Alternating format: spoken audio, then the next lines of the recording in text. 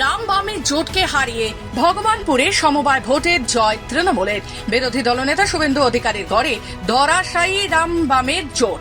পূর্ব মেদিনীপুর জেলার ভগবানপুর 1 নম্বর ব্লকের জলি গোপীনাথপুর সমবায় কৃষি উন্নয়ন সমিতির নির্বাচনে জয় জয়কার তৃণমূল প্রার্থীদের। মোট 12টি আসনের মধ্যে 10টি আসন দখল করল শাসক দল। রবিবার সকাল থেকে কড়া পুলিশি নিরাপত্তায় ভগবানপুর 1 নম্বর ব্লক বিভীষণপুর গ্রাম পঞ্চায়েতের জলি গোপীনাথপুর সমবায় কৃষি উন্নয়ন সমবায় সমিতির নির্বাচন হয়। বিকেল না গড়াতেই 12টি আসনের মধ্যে 10টি আসনে জয়ী তৃণমূল। 2টি আসনে জয়লাভ করে বিজেপি ও সিপিএম জোট প্রার্থী।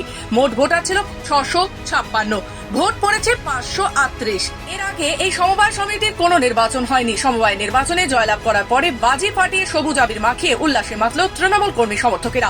এ বিষয়ে ভগবানপুর এক পঞ্চায়েত সমিতির সভাপতি অরূপ সুন্দর পান্ডা বলেন, এই সমবায়ে দীর্ঘদিন নির্বাচন হয়নি। এবার বিজেপির সঙ্গে জোটবদ্ধভাবে সিপিএম ও বিজেপি ছদ্মনামে নির্বাচনী লড়াই করেছিল। সেই প্রতিকূলতাকে কাটিয়ে তৃণমূল কংগ্রেস জয়লাভ করেছে। দেখুন, প্রথমেই আমরা মামাটি মানুষের নেত্রী মমতা ব্যানার্জির প্রতি কৃতজ্ঞতা শ্রদ্ধা নিবেদন করি। সঙ্গে এই এলাকার সমস্ত ভোটার জনসাধারণকে এই জয় আমরা উৎসর্গ করছি। ইতিমধ্যে বিভীষণপুর গ্রাম পঞ্চায়েত এলাকায় এটা সর্বশেষ সমবায় সমিতির নির্বাচন ছিল। আমরা প্রত্যেকটা সমবায় সমিতিতে বিপুল পরিমাণে সংখ্যাগরিষ্ঠতা নিয়ে আমাদের বোর্ড ক্ষমতা আসছে। আমরা এখান থেকে বলতে পারি যে উন্নয়নের স্বার্থে মমতা ব্যানার্জির দিকে তাকিয়ে এই জয় মমতা ব্যানার্জির জয়, এই জয় মামাটি মানুষের নেত্রীর জয়, এই জয় বিরোধীদের জব্দ করার জয়। জলি গোপীনাথপুর সমবায় সমিতির নির্বাচন ছিল, সেই নির্বাচনের ফলাফল এখনই প্রকাশ হলো। তাতে তৃণমূল কংগ্রেস 10টি আসনে জয়লাভ করলো, বিজেপি 1টি আসনে জয়লাভ করেছে এবং আরেকটি ড্র হয়ে গেছে। সেখানে কুপনের মাধ্যমে বিজেপি আরেকটিতে জয়লাভ করেছে। শুভেন্দু অধিকারী নিজের গড়েই হেরে চলেছে বিজেপি। সেই হার এবার সিপিএম কে সঙ্গে নিয়ে অব্যাহত রইল।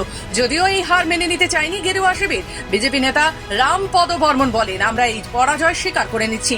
যে সমস্ত ভুল ত্রুটি হয়েছে আগামী দিনে তার সমাধান করা হবে। হ্যাঁ, আমরা যারা জিতেছে তাদেরকে ধন্যবাদ। আগামী দিনে যাতে সুষ্ঠুভাবে পরিচালনা হয় এবং যারা আমাদেরকে ভোট দিয়েছে তো তাদেরকেও ধন্যবাদ। আগামী দিনে আমরা দেখব যে আমাদের কোন জায়গাটা ভুল হয়েছে বা পরাজয়ের কারণ কি, সেগুলো আমরা বিশ্লেষণ করব। পূর্ব মেদিনীপুর থেকে রাজীব নন্দীর রিপোর্ট, খবর বাংলা।